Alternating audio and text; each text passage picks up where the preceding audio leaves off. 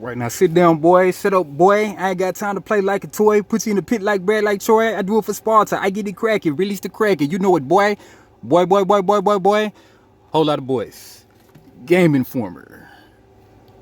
349. God of War. Ragnarok. See what it's about. Right. And that was on Masked. Boy, God of War rap. All right. New and old perspectives. As you page through this issue, you'll see several articles penned by people making their GI debut. You may also recognize a name that's a blast from the past. Moving forward, we hope to bring you more comprehensive selection of articles from various voices, some well-known in the video game industry and others receiving their first bylines. The first piece you'll run into a dissertation of Cuphead's boss. Yeah, we're going to try to make this a little snappier this month, so I'm going to skip a lot of this stuff.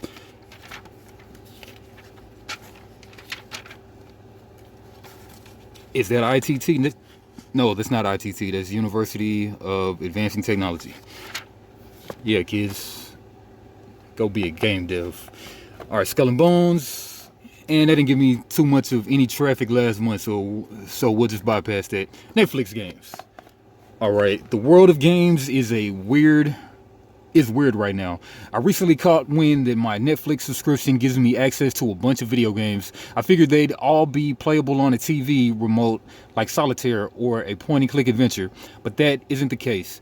These are legitimate mobile games from big development teams, and Netflix publishes them. I love Subset Games' Into the Breach on Switch, but the new Netflix published Advanced Edition is even better on mobile. Netflix is also publishing Oxenfree 2. I'm not complaining at all, but I didn't expect to have great games as part of my Netflix subscription. Yeah, I think they did a big Stranger Things game, I think, on Netflix. Right, cool Metroid and Samus. Very cool. Yeah, I would give that the winner for the month. Ghastly or somebody. Link. Or Zelda. Man, Link. Oh, man, age 11. It's real good for 11. Real good. All right, the return of Evo. USA. Thousands of people fervently chant, "It's 2 a.m., I'm exhausted, and many around me are delirious." In front of us, two of the world's best players are competing in Dragon Ball FighterZ. Nitro, the #1 ranking American player, is squaring off against Yasha, one of France's best competitors. An ocean of fans fills the convention center. Their cheers like waves swelling and crashing with every new movement on the screen. We're watching the winners final, and whoever wins this fight competes in the grand finals for thousands of dollars and the world champion title. This is the Evolution Championship Series, better known as EVO, the world's largest fighting game competition. Minutes earlier, it felt clear Yasha would secure an early victory via a 2-0 lead. However, Nitro had now miraculously tied the game. With the possibility of a reverse sweep, people can barely stay in their seats. A few rows away, a group of French fans screams their lungs out, waving their national flag overhead. The broadcast commentators are calling Nitro the American hero. I feel like I'm at the Olympics. Last paragraph, same page flip. Regardless of how the organizers overcome future hurdles, the thousands of fans roaring in the night make it clear EVO is the global stage of fighting games, and its organizers know how to put on one hell of a show. Right. Okay, a second chance at history. How Nintendo Switch Online made me stop pining for Virtual Console. When Nintendo introduced the Switch Online Classic Games catalog featuring NES titles, I lamented the announcement of what I saw as an inferior content delivery system. We were asked to play with a substantially smaller library of games than what we had on Wii or Wii U, and I didn't even have the option to buy those games. Instead, we were given a small library from a single console with no way to carry over entitlements from previous purchases, or actually own the classic games I was playing. I felt like Nintendo Switch Online was a worse service in every way, even as Nintendo expanded the offerings to include robust NES and SNES libraries. All right, last paragraph.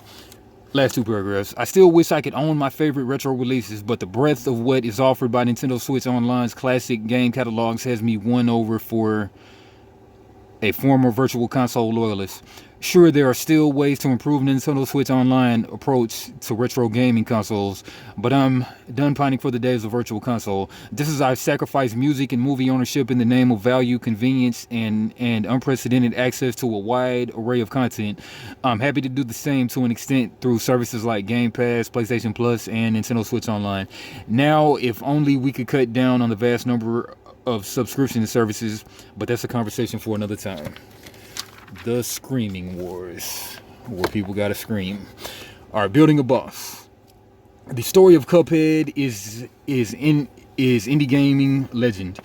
Brothers Chad and Jared Moldenhauer worked for years, risking their finances, founding Studio MDHR and hiring a host of talented artists and animators to bring their toughest nails running gun game to life. The gamble paid off in spades. Inspired by both 1930s animation and classic games like Contra and Gunstar Heroes, Cuphead has sold more than 6 million copies and amassing critical acclaim, legions of fans, a TV show, and multiple world records along the way. With Cuphead's staggering success, it's not too surprising that the team at MDHR wanted to deliver one more serving of sharp shooting, excitement, and aggravation. Opting for DLC as opposed to a full-on sequel, the Cuphead developer set about outlining the delicious last course, released in June 22. Early in production, MDHR decided that a boss concept from the first game, one scrap due to time constraints, will be the perfect starting point for this newest outing. All right, skipping around.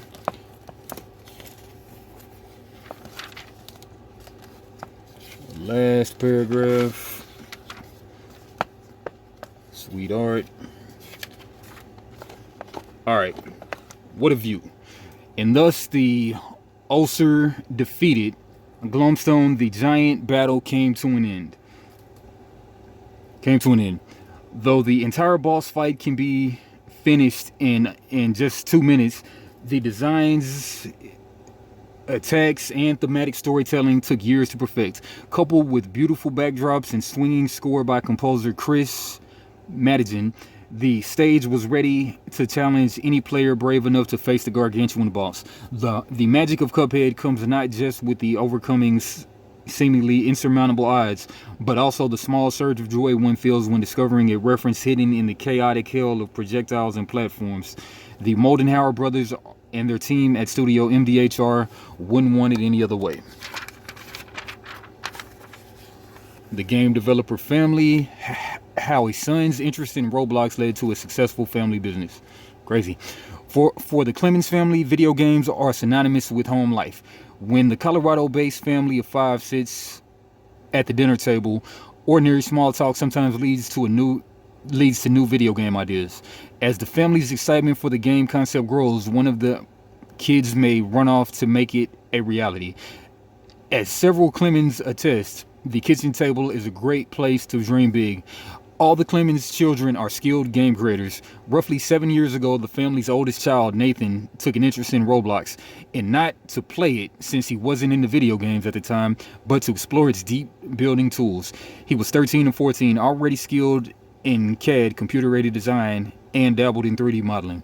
Man, did I hate that CAD class. Maybe because it was in 2001, but man, did I hate that CAD class. Our family used to do fix and flips for real estate, Nathan tells me in a Zoom call with his entire family. We'd fix them up to sell and rent. Yeah, I tried to get into real estate. Didn't get too far. We'd fix them up to sell and rent. I taught myself Google SketchUp to mock up designs for houses to help visualize them.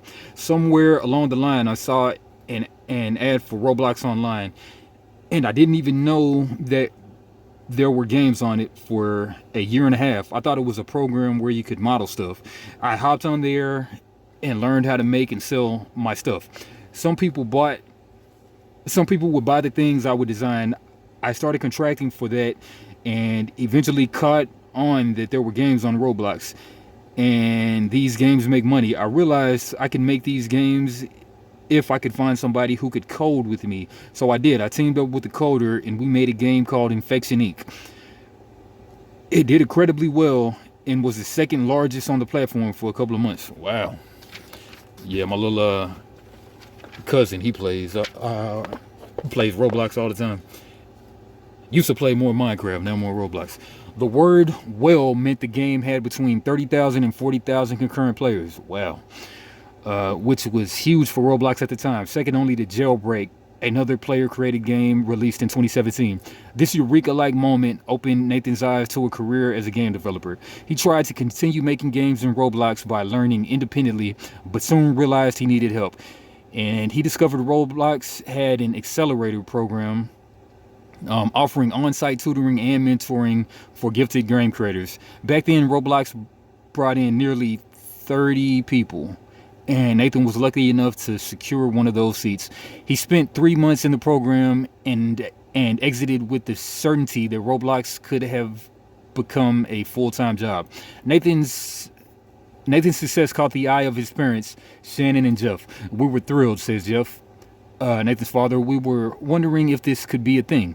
We do homeschooling. Shannon and I come from educational resource and consulting backgrounds where our whole family philosophy and educational philosophy has been, rather than the public schools approach of how do we fit the kid into the educational system, our goals have been how do we make these educational resources fit what these kids wants to do.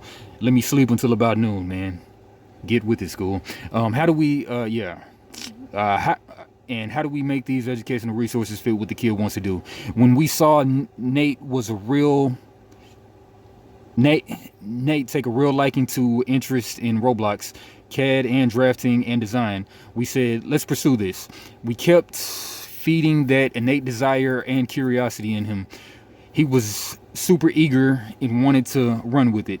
As the kids were homeschooling, Shannon was thinking of ways that she could help teach them business. Jeff and I have always been entrepreneurial, she adds. We started several small businesses ourselves, and Nathan showed me what he was doing on Roblox. He was already making contracts, doing projects, and talking on the phone with the Roblox team. I was like, well, I don't have to worry about it. It's already been taken care of. He was given the tools to start a company, and we helped out with the rest. Man, I should skip ahead, but I'm going to go ahead and read some more. Since Shannon and Jeff already had familiarity with upstart businesses, they helped Nathan establish his studio. They invited Nathan into their co-working space within their home, set him up a contractual software, upgraded his email to a professional level, and helped... What the crap?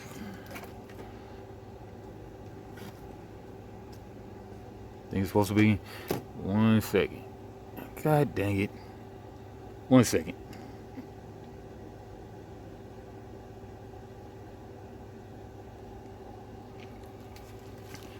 Okay, Naomi, the older of the two daughters, was the next to join at the age 14 or 15. She began her career in a community management role by assisting players in Nathan's games. She would interact with them on social channels, answer their questions, and provide technical support.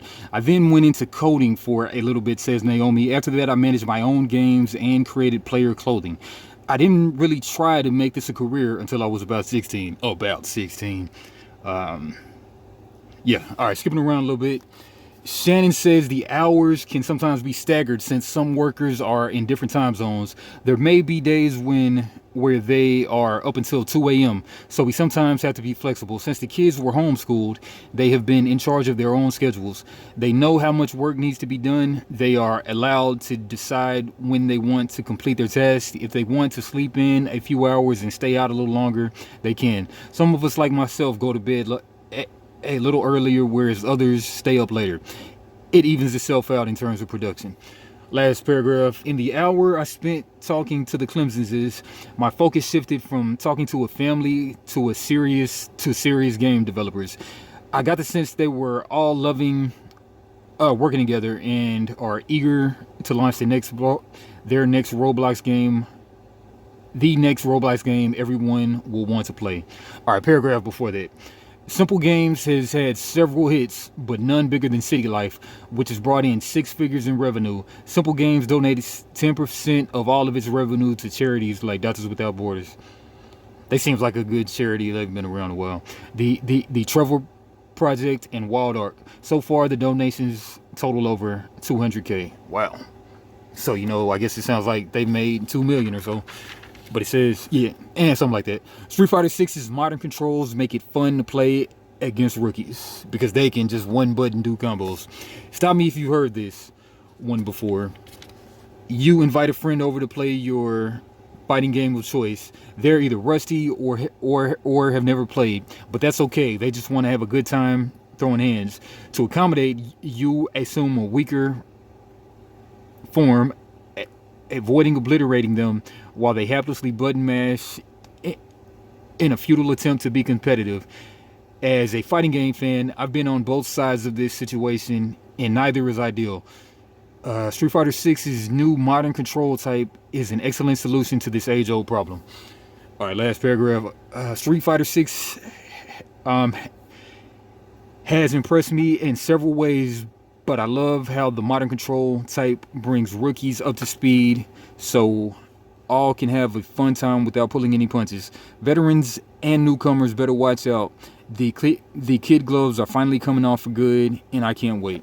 Let's try to read it again. While I'm not a fan of the name, simplified or streamlined would be better. I adore the concept of beginner-friendly button layout. This optional feature eases execution by mapping special attacks to a single button combined with the directional input. The in-game description states the scheme is designed for players who want to fight without memorizing and practicing special move combinations first. It's a fantastic remedy for easing newcomers into typically intimidating genre. Alright, God Butcher. God of War's deities, titans, and legends we love toppling most. 1. God of War 3 kicks off with a bang thanks to the spectacle of battling Poseidon. Facing the Stranger proves Santa Monica Studio in something. The jaw-dropping sense of scale from God of War 3's Kronos fight provided is unmatched. Sigrun 2018 and Colossus of Rhodes from 2007 PS2. Alright, back to school buying guide. Alright, Bishop, statue, Pro Compact controller, Xbox and PC, Fantasy Fair Big Dragon, Jurassic World, The Legacy of Isla Nublar. Go back to the roots of Jurassic World with this legacy cooperative game. Oh, co-op, I'm skipping it. Yeah, it's like that. Alright, number 2, D&D's Journey Through Radiant Citadel. And people like D&D. Wizards of the Coast offers up one of the most intriguing new role-playing experiences in a long while. The book details the Radiant Citadel, a magical city floating through the ether with mysterious connections to distant lands, but it also provides 13 short standalone adventures, all written by people of color to speak to their cultures and lived experiences in the real world, but reflected into role-playing. Okay, so what about them dark ogres or whatever? The result is a rich tapestry of stories tapping into inspirations we don't always see in the D&D world, and that has the potential to lead to some fantastic evenings of gaming. Electric Bike, 2 stacks. Fighting Stick Alpha, 200. Grogu, 250. Backbone 1 PlayStation Edition, whatever that's about, 99 bucks. Alright, all hell breaks loose. Santa Monica Studios ups the ante with God of War Ragnarok, the ultimate evolution and conclusion to Kratos and Atreus' realm-spinning, world-ending journey. Yeah, he looks taller and more teenagey. Alright, a dirge rises. The booming energy is palpable, and reverberates throughout LA's historic Shrine Auditorium. Composer Bear McCreary's 4-minute suite of guttural and piercing, a melody fit for a god. Rising curtains reveal a boy clothed in fur. He plays in the frosted dirt with carved figures, then stands and enters a nearby shack on the growl of his father's voice. And enveloped in darkness, the two speak wistfully about the boy's mother. And when the father emerges from the shadows, thin light rays illuminate his familiar ashen skin. Raising Kratos. Kratos' ultra-violent exploits of the mid to late 2000s highlighted the world's affinity for anger and cruelty. Homeric encounters with deities like Poseidon and Zeus were power fantasy stuffed with carnage.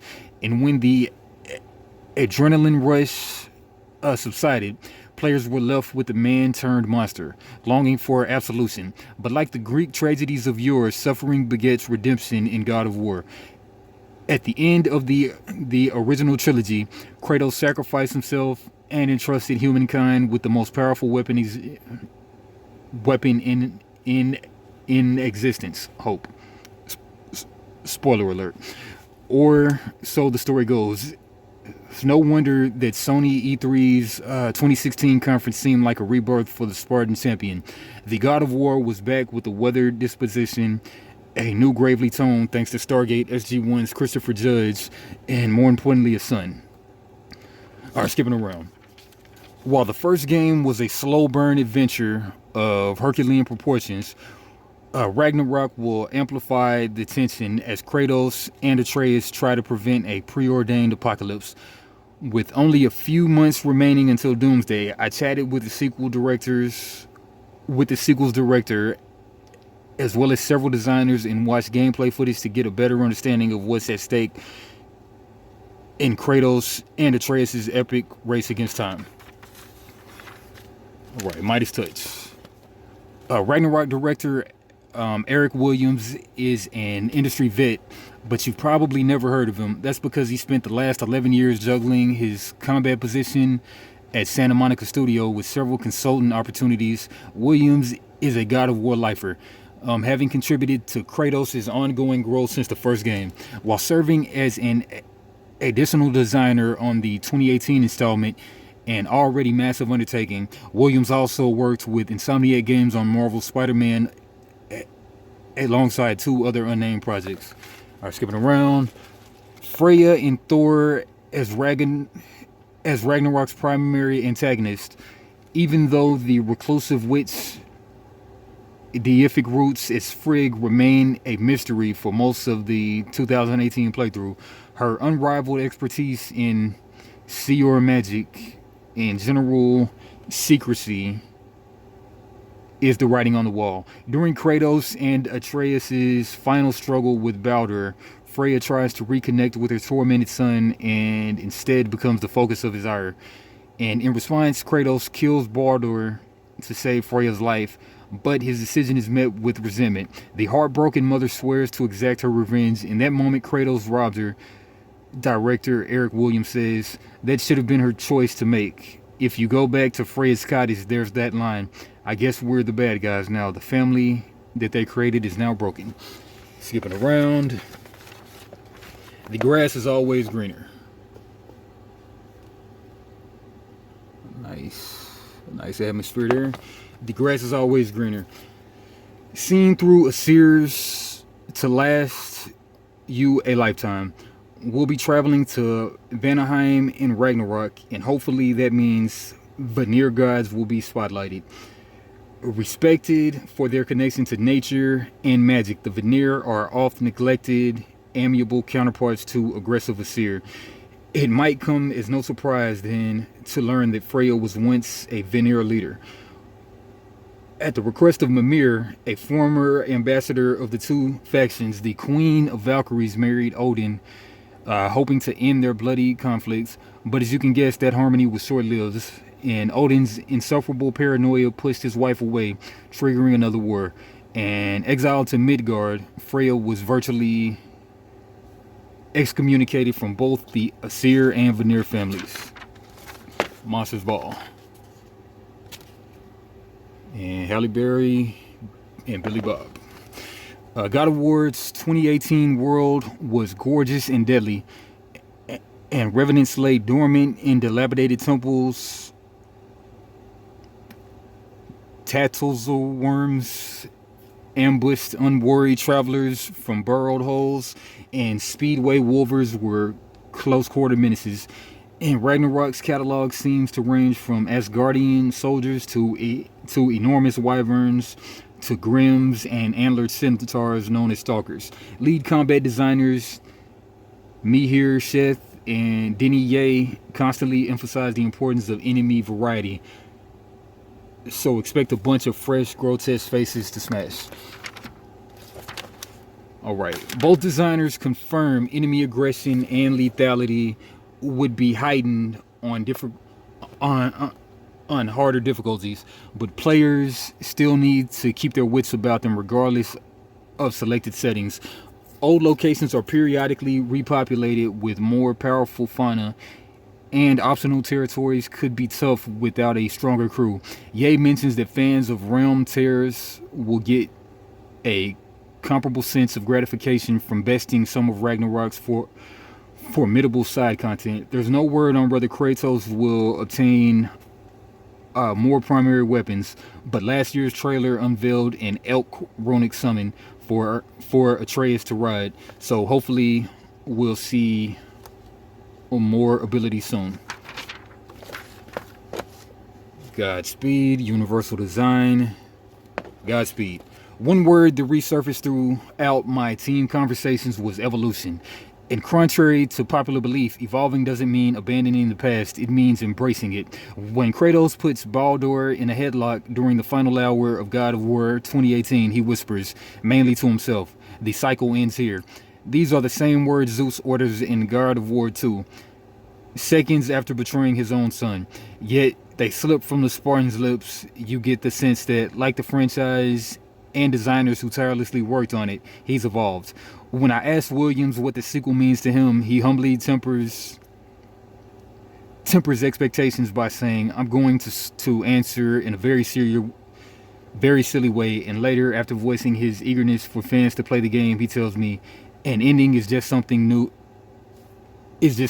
beginning." Their misspell, not mine. An ending is just something's new beginning. Yeah, not my fault. Alright, gasping for life on Red Planet.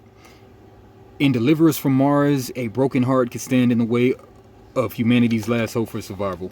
Rivers are drying up, food is scarce, and once beautiful skies are brown with pollution. Climate change has made Earth uninhabitable. We are on the verge of extinction. Our last hope is a faint flicker in the night sky. Deep in space, we've developed technology that could reverse the damage we've done to the planet.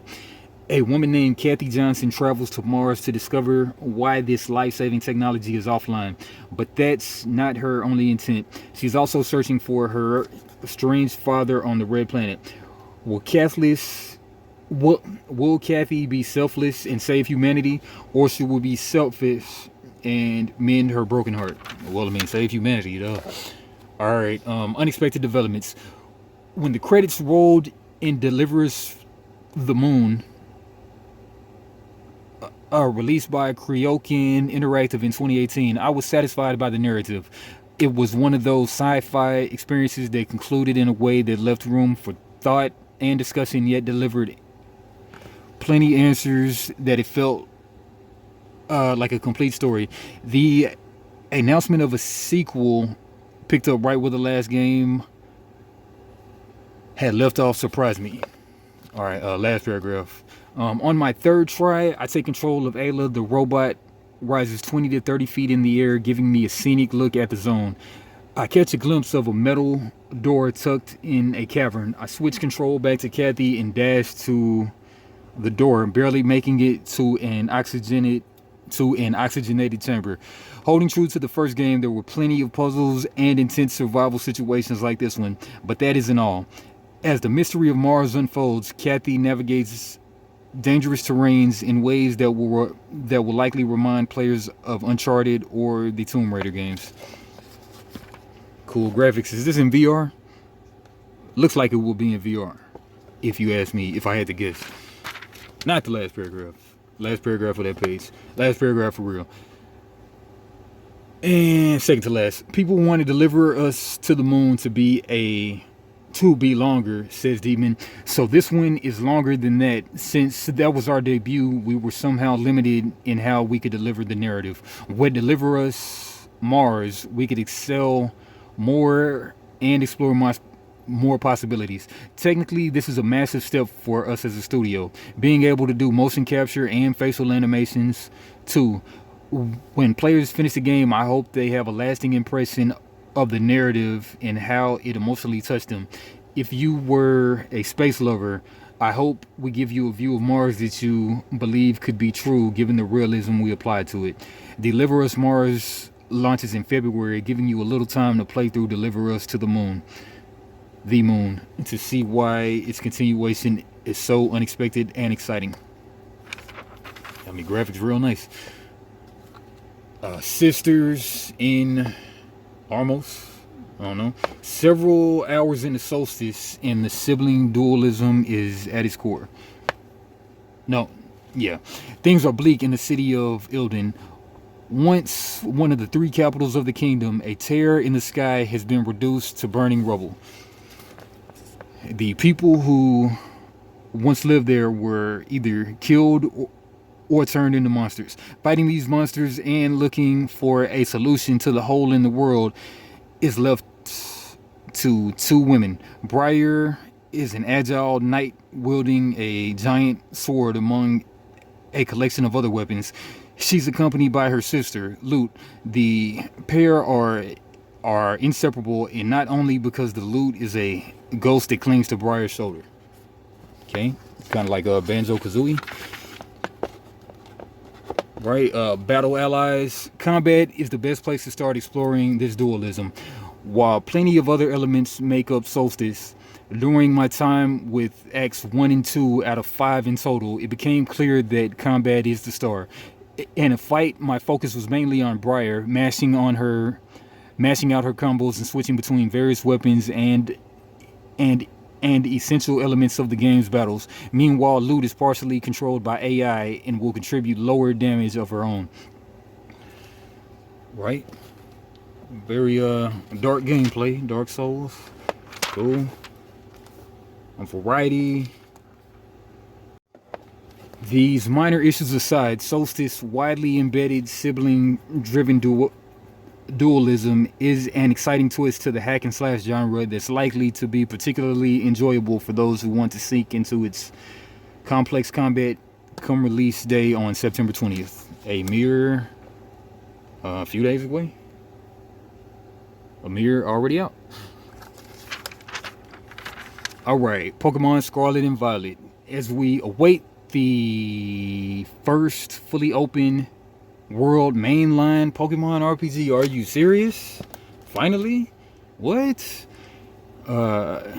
Developer Game Freak dropped a ton of new info to give us a sense of the adventure we'll embark on. We now know a lot more about the region of Scarlet and Violet, plus the Pokemon characters, stories, and phenomena we'll encounter during our time with the game.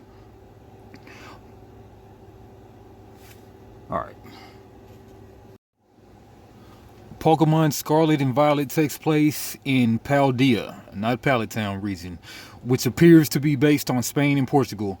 This massive region hosts lakes, mountains, wastelands, farming villages, and port towns.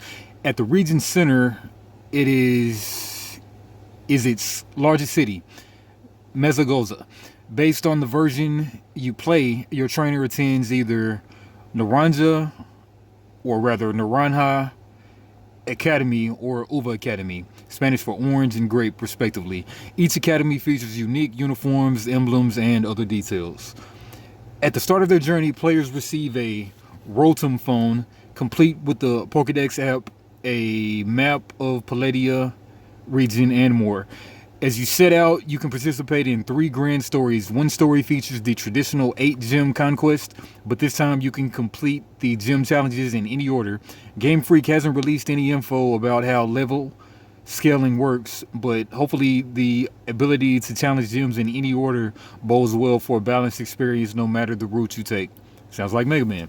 The Pokemon inhabiting the Palladia region include a mix of old favorites, regional variants, and new species. You're likely to encounter familiar creatures like Growlithe, Haunter, Pineco, and plenty more. There's also the new Paldean Wooper, which takes the Gen 2 favorite and makes it land dwelling with a brown hue and poison capabilities. We also learned of two all new Pokemon, Saitan, an ice type with high attack and defense, and Fido, yeah, Fido, that's cool, and an adorable bread-based fairy type that humans keep around to help with baking because its breath has yeast. Crazy. All right, skipping around, last paragraph. Though August revealed a ton of new info about Pokemon Scarlet and Violet, we still have a lot to learn about the Paldea region. Ahead of its November release date, hopefully the next mainline entry takes lessons from games like Sword and Shield and Legends of Arceus to create the Pokemon game players have been dreaming of since the series' inception. So I guess they're saying that this... Oh, they're talking about this one. Okay, you got Pokemon that look like chocobo bikes. That's wild. Alright, Soul Frame. Digital Extremes has been riding high off Warframe's success for almost a decade. The 2013 free-to-play RPG continues to thrive, thanks to the timely releases of expansions, a steady drip of new content, and fiercely loyal player base. At this year's TennoCon 2022 press conference, the developer announced two sizable additions to Warframe: the Duvri Paradox expansion, which brings color-changing and mood-driven landscapes to the experience, and the Veilbreaker quest, which gives players control of a Greenier soldier. Digital Extremes also said it's closing in on the public test for cross-play, cross-saves, and the mobile version. All right, last paragraph. We don't know when we'll have those questions answered, as Soulframe is still early in development and without any sort of release time, but the teaser trailer is effective in its pitch, painting a beautiful fantasy landscapes that makes the player character look more powerful, mysterious, and ready for adventure. The Lost Wild. With The Lost Wild, Great Apus Games hopes to restore the mystique, majesty, and intimidation of the most awe-inspiring creatures to ever roam Earth, dinosaurs. The first-person survival horror game tasks you with staying alive in a world teeming with extinct predators and a largely defenseless and extraordinarily unlucky human. All right, looks like Limbo, but with dinosaurs and a sepia hue. Great Ape Games describes The Lost Wild as a blend of the cinematic flair of Jurassic Park, the tense gameplay of Alien Isolation with the narrative style of Half-Life and Firewatch. It already looks incredibly promising, but unfortunately we won't be playing it for a good while. The game is currently in pre-alpha and is projected to launch until 2024 at the earliest. When it does arrive, Great Ape plans to launch on PC via Steam as well as unspecified consoles. Alright, Moonbreaker, Miniature Mayhem. Hearthstone with miniatures. It's an oversimplification, but if the idea captures your imagination, you can recognize why developers at Unknown Worlds thinks they've hit on something special. Best known as Subnautica, the team has been quietly working on a wholly digital miniatures game for the last 5 years. Built to emulate the collectability, customization, and tactical sophistication of the best tabletop miniatures games, Moonbreaker aims to nail the magic and appeal of the real-life hobby, but with some of the approachability inherent to video games. After over an hour checking out the result, I'm convinced Unknown Worlds is onto something. Set in an original sci-fi fantasy universe built in partnership with celebrated author Brandon Sanderson, Moonbreaker explores a remote, distant solar system called the Reaches, in which a multitude A multitude of moons carve intricate orbits around each other, each housing unique cultures and peoples. A rare resource called Cinder hides deep in the mantle of these moons and fuels the ability of super powered individuals called solars. To survive, these solars must consume more cinder, so they gather and crew to their sides and set forth on their ships to gather the precious substance. With that setup, players are dropped into the shoes of one of these ship captains. The fiction seems to borrow from sci-fi like Firefly and Guardians of the Galaxy, and more terrestrial nods to properties like Pirates of the Caribbean in the tense 1v1 battles versus AI or humans. You pitch your captain and up to 10 crew against your opponent and aim to take down the enemy captain by whatever means possible. That fictional framework offers an excuse for Unknown Worlds to accomplish its real task, a massive and varied collection of incredibly detailed digital miniatures to be recruited onto the table. At early access launch, we'll see 3 captains and dozens of potential crew members, each with their own distinct power sets, movement styles, and support capabilities.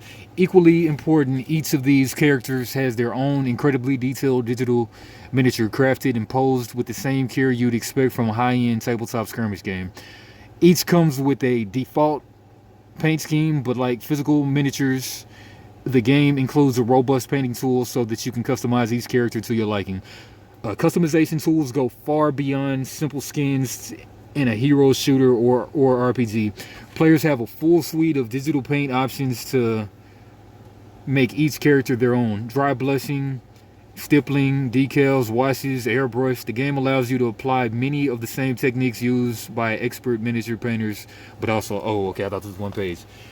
Okay, man, like, if this is good and on Steam, I might get it just to learn how to really paint better.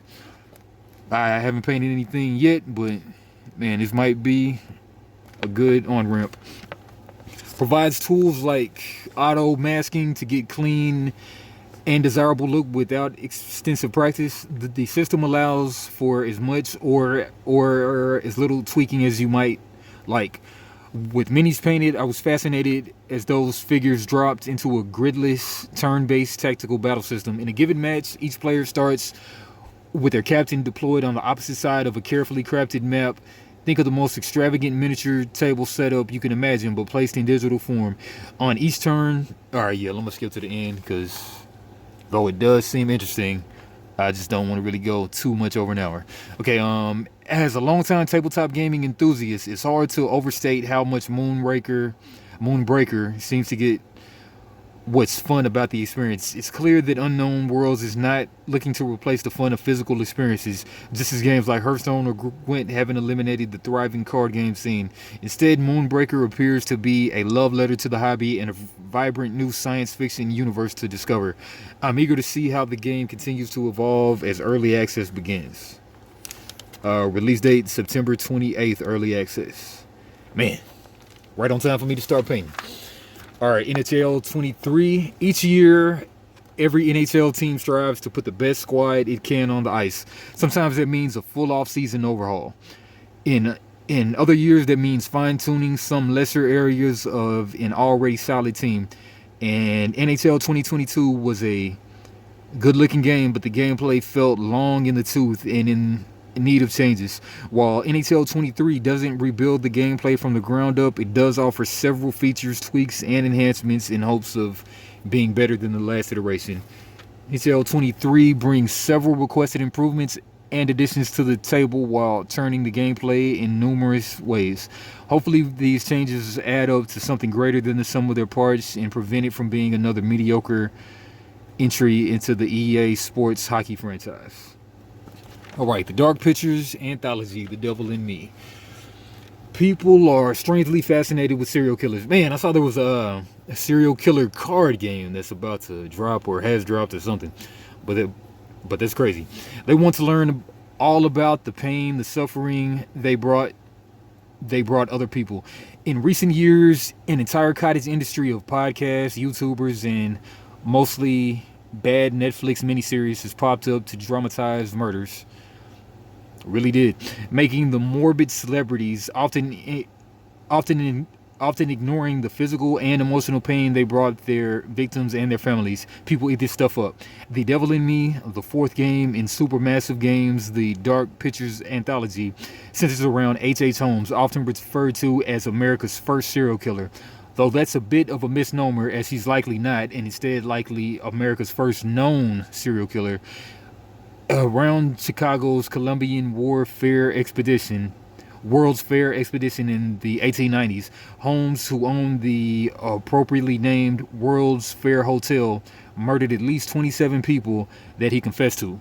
Famously, his hotel was a labyrinth of gas chambers, torture rooms, and a host of other awful features. Wow. Things being real make our games more believable and scarier, game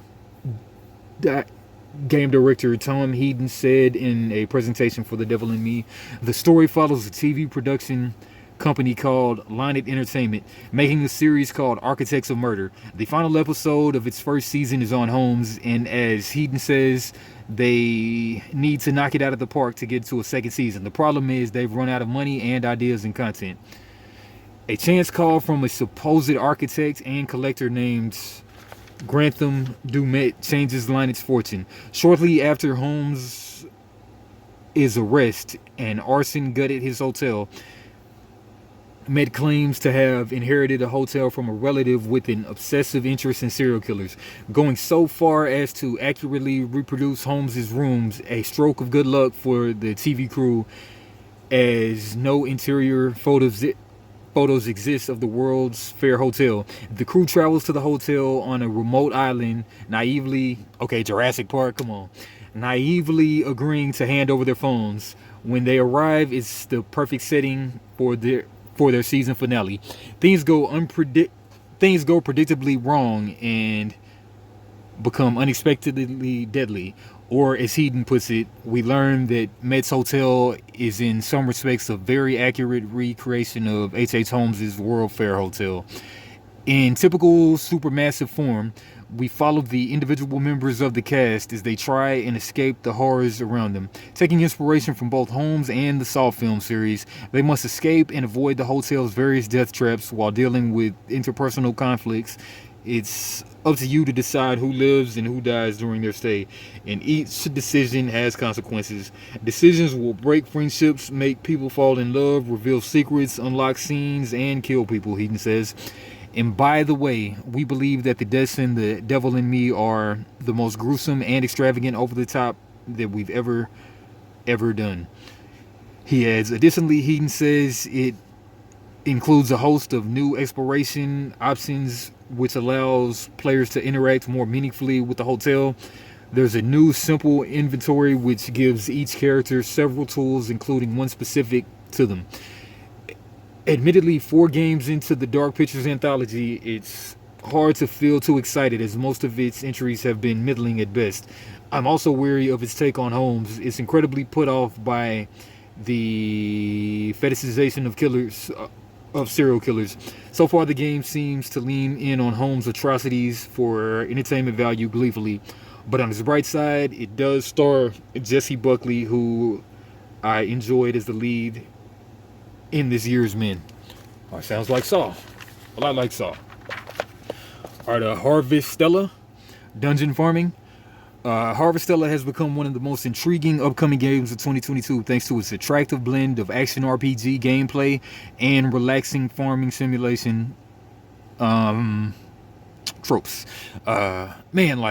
Games are always blending together. They're always doing mashups lately. Players control a traveler who awakens in a world where the 4 seasons are governed by giant crystals called sea light.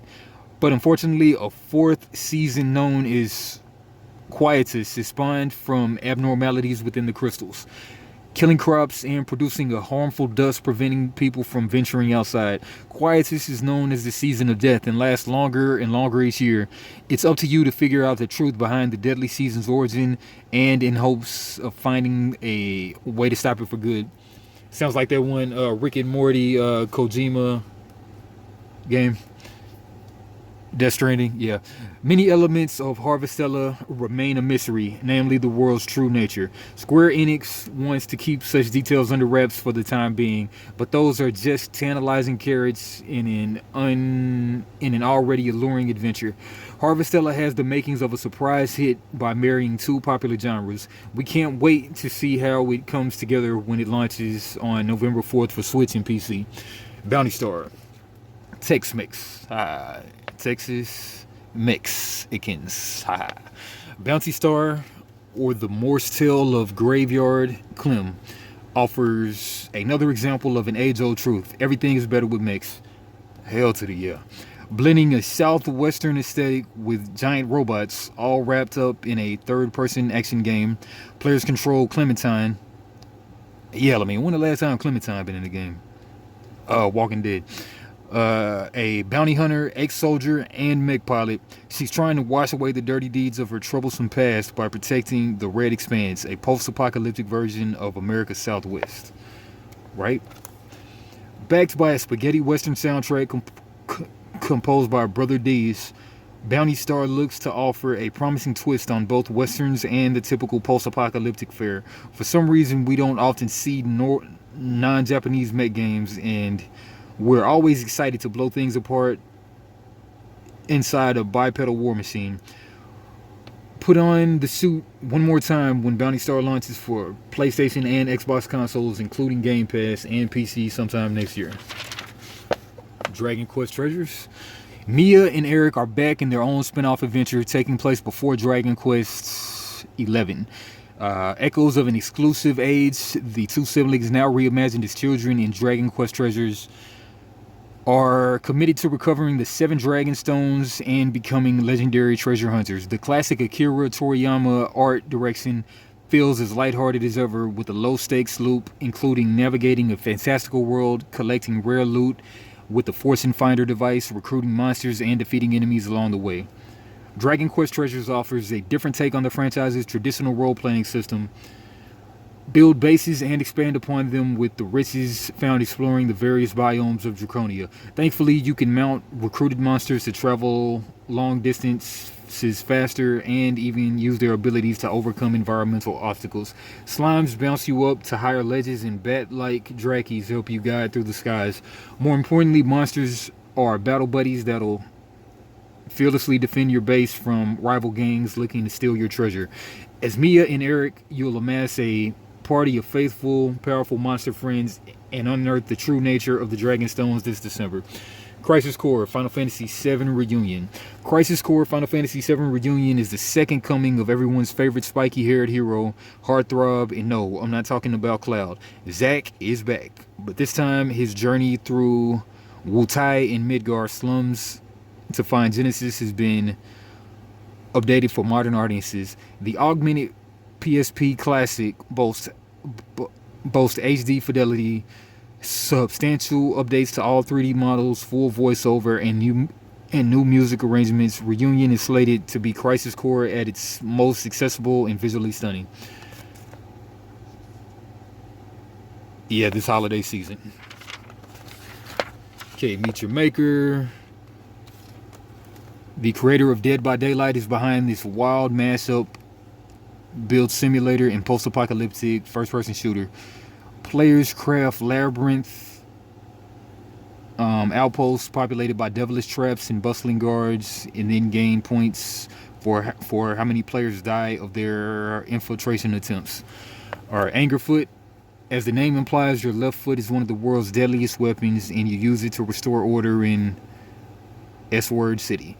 Developer Free Lives describes Angerfoot as a run, kick, repeat, but there's far more to it. Alright. Raven's Watch. I was a big fan of Curse of the Dead Guide's past text roguelike about the infiltration of ancient Mesoamerican inspired tombs. Right? Gotham Knights.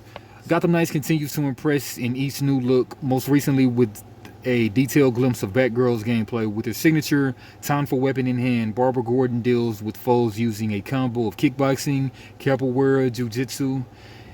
Early glimpses show her reveling in acrobatic aerial attacks, not to mention riding along on a sweet bat cycle. Expect solo play or team up with Nightwing, Robin, or Red Hood in online 2-player co-op. Dragon Ball The Breakers. Dragon Ball fans are getting a new action game in a genre they probably never anticipated. Dragon Ball The Breakers is an asymmetrical multiplayer experience pitting several ordinary citizens, including Bulma and Oolong, against a powerful Dragon Ball figure, think Frieza, Cell, or Kid Buu, controlled by the Raider. The 7 must traverse an expansive map to locate Bulma's time machine to get home. Expect hilarious hijinks, but with an explosive Dragon Ball flair when The Breakers releases this fall. Weird. Alright, forever ago, embark on a scenic road trip in this narrative adventure as Alfred, an elderly man on a cross-country journey to redemption. Armed with his camera, you'll document your travels in photographs while also solving environmental puzzles. From forests to deserts and the miles of highway in between, Forever Ago has the makings of a poignant, emotional field trip. A Little to the Left. A Little to the Left wants to ease your busy mind. Solve more than 75 puzzles by arranging household items into just the right spot. Right, Flock. Flock puts players into the shoes of flying shepherds who must care for a herd of bizarre yet cute animals. Nurturing your critters and having them soar the skies alongside you looks supremely relaxing. Okay, You Suck at Parking. You Suck at Parking is a racing game where your objective is simple. Stop. As the name implies, the goal is to properly parking your vehicle in the designated spot at the end of the track. But doing so is no easy task thanks to dangerous obstacles, hairpin turns, and other players and more. It's coming sometime this year. Paper Trail. Paper Trail is a top-down puzzle game about Paige, an aspiring academic who leaves home for the first time to focus on her passion. Blending a watercolor and printmaking aesthetic, Paper Trail tells its story one page at a time, tasking players with rotating and dragging platforms into place in tricky environmental puzzle sequences. Not yet. After playing the first 20 minutes, I'm charmed by the meditative simplicity of Naiad. I control gentle water spirits as they flow down the river, reuniting ducklings separated from their mother, singing to make shoreline plants bloom. Sounds like Echo the Dolphin. Alright. Reviews: Xenoblade Chronicles 3, the premier Switch RPG series, I think. But it only got a 7.25, last paragraph.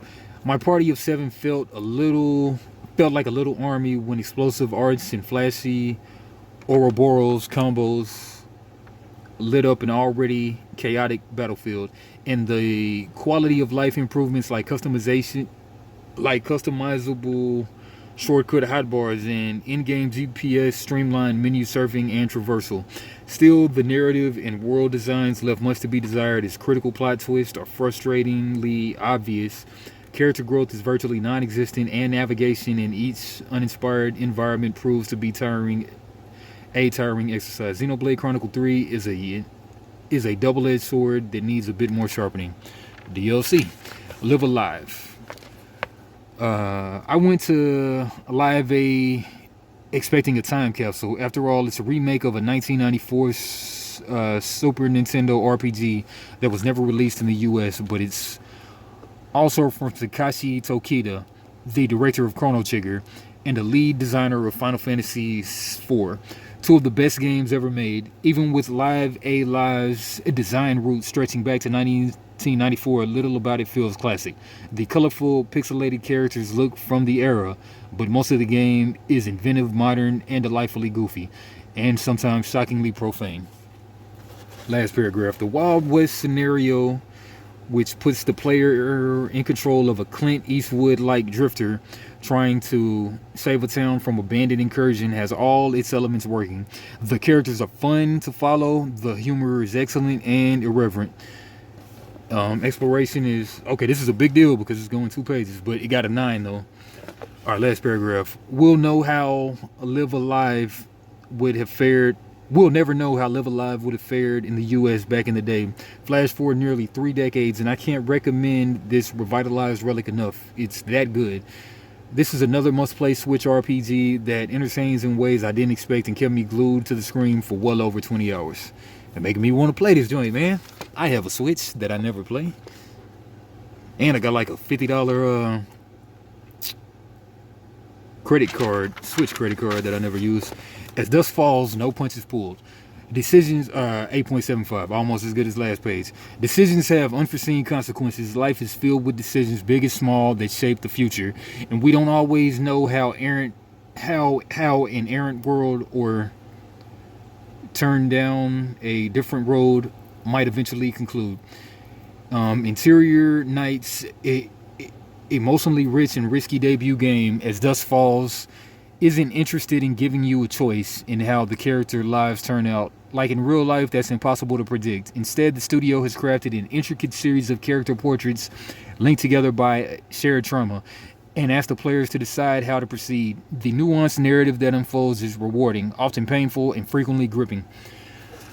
Last paragraph. As Dusk Falls hides many secrets down the winding paths of its story web, and by its nature, you won't get the full picture in any single playthrough, encouraging replayability, but you may be tempted to play through one take on the story and then step away, content that you've seen your version play out.